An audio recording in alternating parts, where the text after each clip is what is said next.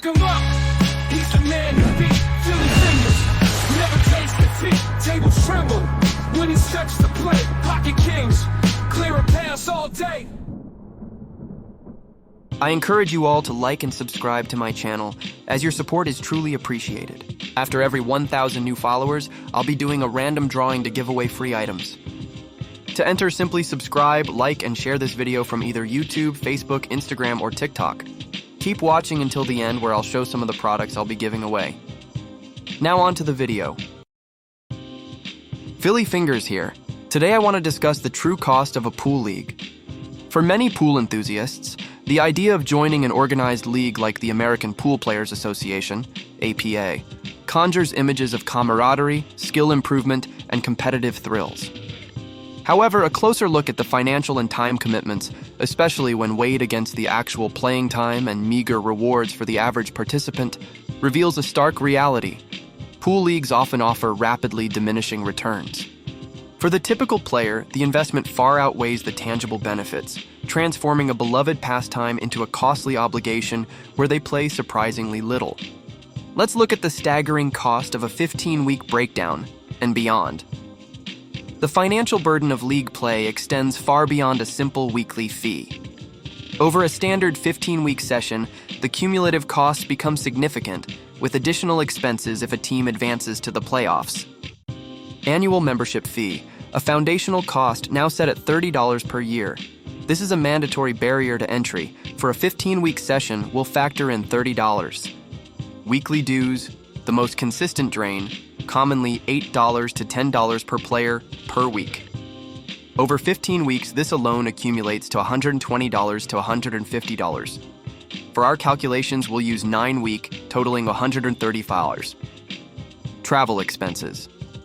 Often overlooked but crucial. Driving to various host venues each week, factoring in gas, vehicle wear and tear, and potential tolls adds up.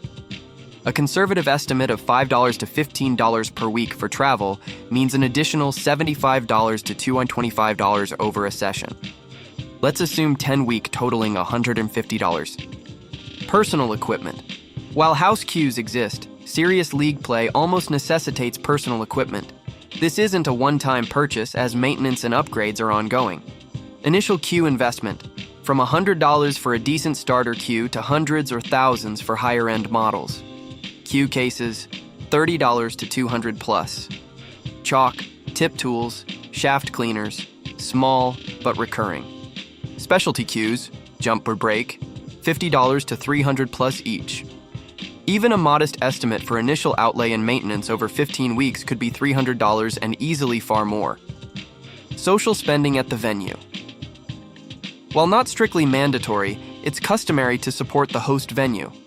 A few beers, a soda, or a snack each week adds up. Expect $10 to $30 per week or $150 to $450 over a session. We'll use 15-week, totaling $225. Playoff fees. Additional. If a team makes the playoffs, there's often an additional fee, typically per team or per player, to participate in the extended competition. This can range from $20 to $50 per player for local playoffs, or potentially more for higher-level tournaments. For an average team, budgeting $30 per player for playoff fees is a reasonable additional cost. Total estimated costs for a single league player, 15-week session, plus playoffs, $30 membership, plus $135 dues, plus $150 on travel, plus $300 equipment, plus $225 drinks, food, plus $30 playoff fee, $870. This minimum of $8 to $70 per 15-week session, including playoffs, represents a significant outlay for what is essentially a recreational activity. Now let's juxtapose these costs with what the average Joe League player actually gets out of it, particularly in terms of playing time and financial rewards. In a typical team match, especially in 8-ball formats, individual players often only play one match per night. A single match can last anywhere from a few games to several, depending on handicaps and skill levels. For the average Joe, a mid-level handicap player, they might play anywhere from 3 to 5 racks or games in their individual match. Even in a 9-ball format where more games are played, the total racks they personally shoot are limited. A team match is typically 3.5 to 4 hours long, but a player's actual time at the table shooting balls is a small fraction of this, as they wait for teammates, opponents, and scorekeeping. This means for an estimated 54.38 per league night, 870, 16 or nights, assuming 15 regular plus one playoff night, the player might be paying over $10 per rack played. The promise of prize money is often a major draw, but for the average team, it's rarely a significant return on investment. Local league prize money often only covers a fraction of the team's collective dues, even for winning teams. National events offer larger purses, but qualifying and the significant travel and accommodation costs involved mean these are out of reach for most recreational players. An average team might win enough to cover a celebration dinner, not recoup their investment. Reports suggest that only a tiny fraction of the millions contributed to leagues are returned as prize money. Beyond minimal cash, the tangible rewards are often limited to patches for achievements, e.g., break and runs, 8 on the breaks, or small team plaques for winning local divisions. These hold sentimental value, but offer no economic offset.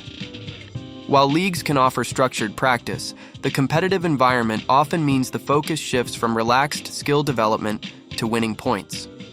This pressure can detract from the pure enjoyment and creative learning of the game. The handicap system, while designed to equalize, can also lead to frustration and accusations of sandbagging, further eroding enjoyment. Leagues are touted for camaraderie, but the reality can involve navigating established team cliques and internal politics. The rigid schedule can turn a fun social outing into a demanding commitment, potentially straining personal relationships or limiting other leisure activities. In conclusion, for the average player, pool leagues represent a considerable financial and time commitment. For an outlay of approximately $870 over 15 weeks, plus playoffs, they typically get to play a mere 3 to 5 racks of pool per week in a structured, often high-pressure environment, with little to no financial return. The illusion of significant rewards quickly dissipates, leaving many to wonder if the diminishing returns truly justify the investment in time, money, and emotional energy. The simple joy of the game often gets lost in the constant calculation of cost versus benefit. Let me know your thoughts in the comments below. Until next time. It's giveaway time. Let's dive into the products which can elevate your game. J-Flowers cues for every shot. First up, we have the best break possible with the J-Flowers JFBK2 break cue. Once those balls are scattered, transition seamlessly to your standard playing cue, the sleek Saber 3 Black Lizard. And for those crucial moments where you need to get airborne, the JFJP2 Power Jump will help you clear those balls with ease. To keep all your new sticks safe and sound, you can use the J-Flowers 3 Ike 5 soft case. Taillom accessories for precision. We're tipping our hat to Taillom for a reason. We have an official Taillom cap to show your style. To start every game off right, use the Taillom Max Rack for a perfect rack every time. Don't forget to chalk up with the Taillom V10 chalk, kept conveniently close by with the magnetite chalk holder. And for that smooth, consistent stroke, grip tight with the Taillom Midas glove. Horo tips, the perfect contact. To top it all off, we have a selection of Horo tips to ensure you always make perfect contact. Whether you're breaking with the Black Storm, jumping with the White Storm, or just shooting with the Eclipse or Helios, your shots will be on point. Be sure to subscribe, like, and share to enter. Thanks for watching.